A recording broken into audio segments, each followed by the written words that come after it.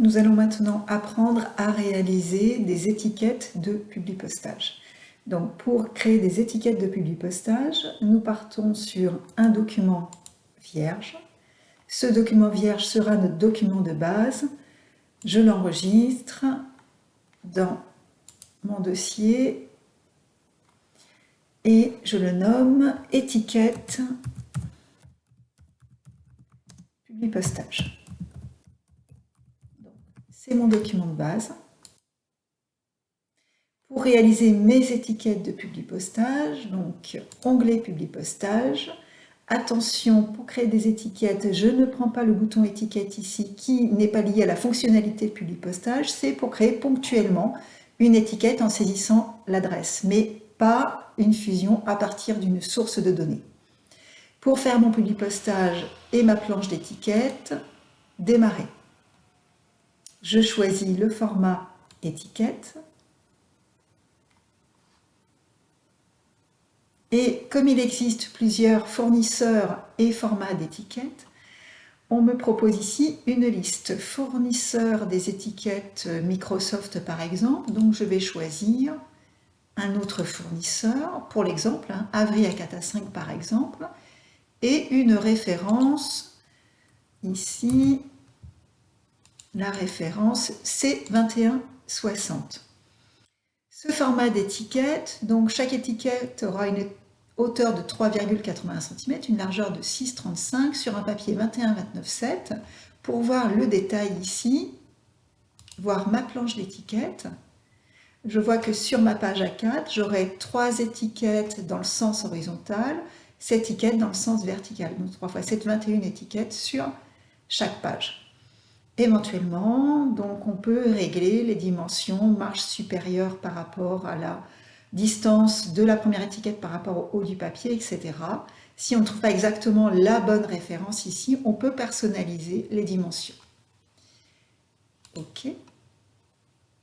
Et je valide. Ce qui apparaît sur mon document de base, c'est, vous devez reconnaître ici, un tableau Word. Alors, ce tableau Word, ici, si vous ne voyez pas comme moi le quadrillage qui délimite mes cellules, je vous propose de l'afficher, d'afficher ce quadrillage en allant dans vos outils de tableau ici. Vous avez un onglet Disposition dans lequel vous avez un bouton, vous voyez à gauche, pour moi il est allumé, afficher le quadrillage. Donc afficher le quadrillage pour que ce soit plus confortable pour travailler. Une cellule de tableau correspond à une étiquette. Je reviens dans mon onglet ici. Donc pour faire mes étiquettes de publipostage, il faut bien sûr que je lie mon fichier d'adresse à mon document de base. Sélection des destinataires, utiliser une liste existante et je vais chercher donc mon fichier d'adresse qui se trouve ici.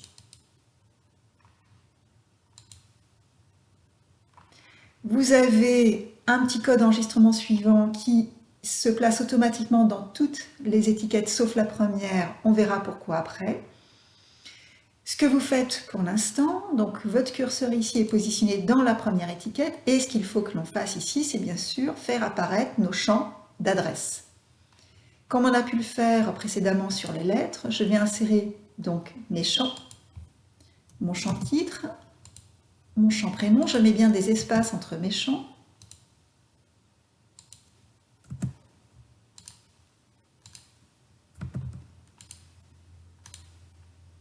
Et en dessous, code postal et la ville. Sur chaque étiquette de publipostage, j'ai besoin d'insérer ces champs, mais il n'est pas question de les insérer manuellement ou de copier-coller tout ce pavé d'adresse, puisqu'il y a un bouton magique qui va nous permettre de reporter tout le pavé adresse dans les autres étiquettes. En cliquant, vous voyez ici, toujours dans l'onglet publipostage, vous avez un bouton « Mettre à jour les étiquettes ». Donc Word prend ce que j'ai fait, ce que j'ai pu insérer dans ma première étiquette et le reporte partout. Alors, pourquoi il y a ici enregistrement suivant? Sur cette page ici, nous avons plusieurs étiquettes et c'est ce qui va permettre à Word de placer donc le deuxième destinataire sur la deuxième étiquette, le troisième, le quatrième, etc. Si on n'avait pas ce code enregistrement suivant, ça nous permettrait d'avoir, donc on aurait tout simplement la même adresse sur toutes les étiquettes. Donc ce n'est pas ce que l'on souhaite.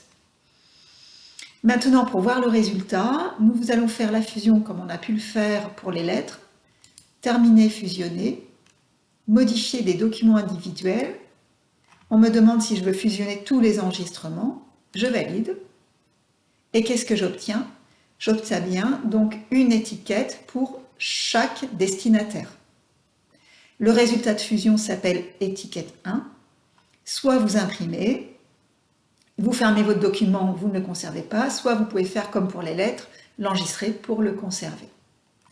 Je choisis de fermer et de ne pas l'enregistrer. Ça me permet donc de revenir sur mon document de base. Et comme pour les lettres, si vous aviez besoin de sortir des étiquettes simplement pour, par exemple, les messieurs de Châteauroux, donc il suffit de refaire les filtres comme on a pu apprendre précédemment en disant ici, je vais donc choisir mon champ titre qui est égal à monsieur et ceux qui habitent Châteauroux. Je n'ai plus qu'un destinataire et si je fais terminer et fusionner, en résultat, je n'ai que les destinataires que j'ai pu filtrer. Voilà pour les étiquettes.